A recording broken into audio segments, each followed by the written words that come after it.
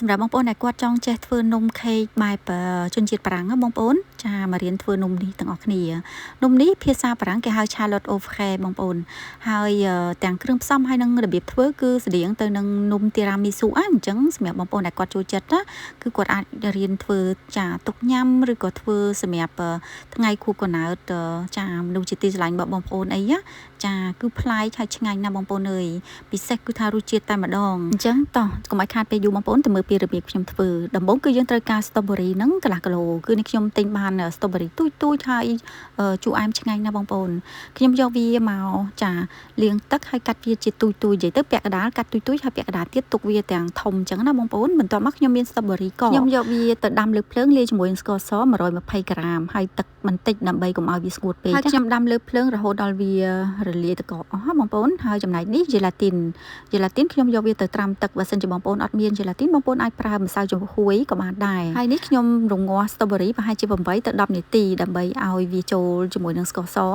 បន្ទាប់មកគឺខ្ញុំត្រូវយកវាទៅកិនទាំងក្តៅបងប្អូនកុំទុកឲ្យត្រជាក់ហើយសម្រាប់ការកិនហ្នឹងគឺនេះខ្ញុំប្រើជាមួយនឹងម៉ាស៊ីន400វ៉ាត់នេះបងប្អូនបើសិនជាបងប្អូនត្រូវការគឺបងប្អូនអាចឆាចូលពេកនេះខ្ញុំមានលក់បងប្អូនគឺផលិតផលចេញពីប្រទេសបារាំងផ្ញើដោយនេះខ្ញុំផ្ទាល់តែម្ដង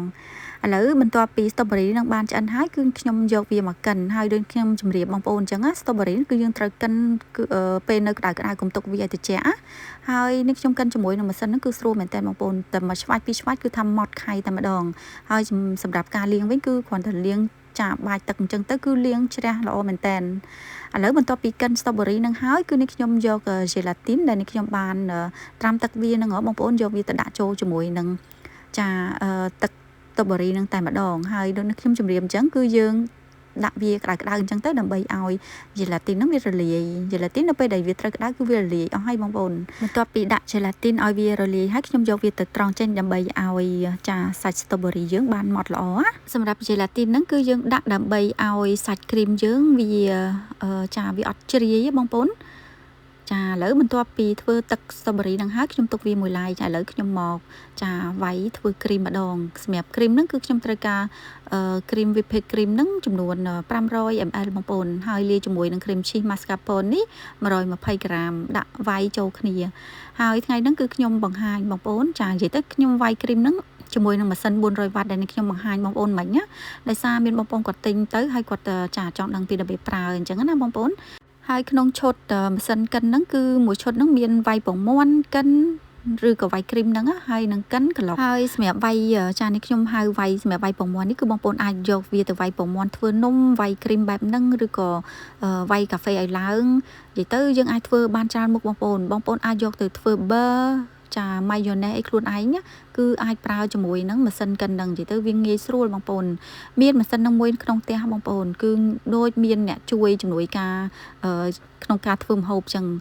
ចង់កិនសាច់ក៏បានចង់ចាកិនស្លឹកគ្រៃគល់ស្លឹកគ្រៃអីក៏បាននិយាយទៅគឺថាយើងអាចប្រើបានទាំងអស់តែម្ដងឥឡូវនេះខ្ញុំអត់មានកាត់តឲ្យបងប្អូនកាត់តតិចនិយាយទៅអត់កាត់តច្រើនណាដើម្បីទុកឲ្យបងប្អូនមើលថាម៉ាស៊ីនហ្នឹងវាវាយបានឡើងបែបហ្នឹងណាចាឥឡូវបន្ទាប់ពីវាយគ្រីមនឹងវាបានកកម៉ត់អញ្ចឹងហើយខ្ញុំយកទឹក strawberry ដែលបានលាយមិញហ្នឹងបងប្អូនលាយជាមួយនឹង gelatin មិញហ្នឹងចាមានស្ករមាន gelatin មិញហ្នឹងគឺនេះខ្ញុំយកវាទៅមកចាក់ចូលជាមួយនឹងគ្រីមហ្នឹងតែម្ដងហើយបងប្អូនកុំចាក់ម្ដងទាំងអស់ចាក់វាម្ដងបន្តិចអញ្ចឹងទៅដើម្បីកុំឲ្យគ្រីមហ្នឹងវារលាយជាមួយនឹងទឹក strawberry ហ្នឹងណាហើយយើងទុកវាមួយឡែកសិនទៅឥឡូវនេះខ្ញុំយកនំគេហៅនំអណ្ដាតឆ្មាយបងប្អូននំហ្នឹងណាចាគឺយើងត្រូវការនំនឹងមកហើយនេះជាពុំគឺនេះខ្ញុំធ្វើចាជាមួយនឹងกระดาษដុតនំអញ្ចឹងដើម្បីបិទវាទៅកុំឲ្យវាស្អិតជាប់នឹងពុំហ្នឹងហើយខ្ញុំយកនំហ្នឹងមកកាត់វាខាងចាខាងចុងហ្នឹងដើម្បីដាក់នំទៅឲ្យវាត្រង់ល្អបងប្អូនហើយនេះទឹក strawberry វានៅសល់នេះខ្ញុំលាយជាមួយនឹងទឹកពុះដើម្បីទុកជ្រលក់ចាជ្រលក់នំហ្នឹងហើយចាគឺនេះខ្ញុំជ្រលក់វាដើម្បីដាក់បាតហើយបើគៀននេះគឺមិនបាច់ត្រូវការជ្រលក់ទឹកទេបងប្អូនហើយបងប្អូនមើលតាមវីដេអូហ្នឹងទៅណាបងប្អូនសម្រាប់ការធ្វើអត់ពិបាកទេ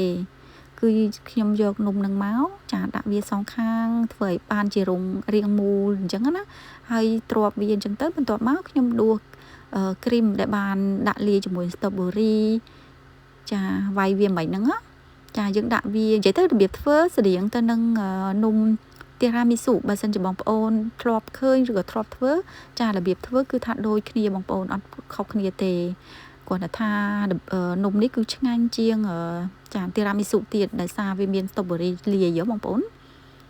ចានេះខ្ញុំដាក់គ្រីមហើយនេះខ្ញុំដាក់ strawberry ដែលបានកាត់វាដុំៗទុយៗហ្នឹងមកជាន់ពីលើហើយបន្ទាប់មកដាក់នំនឹងមកជាន់ទៀត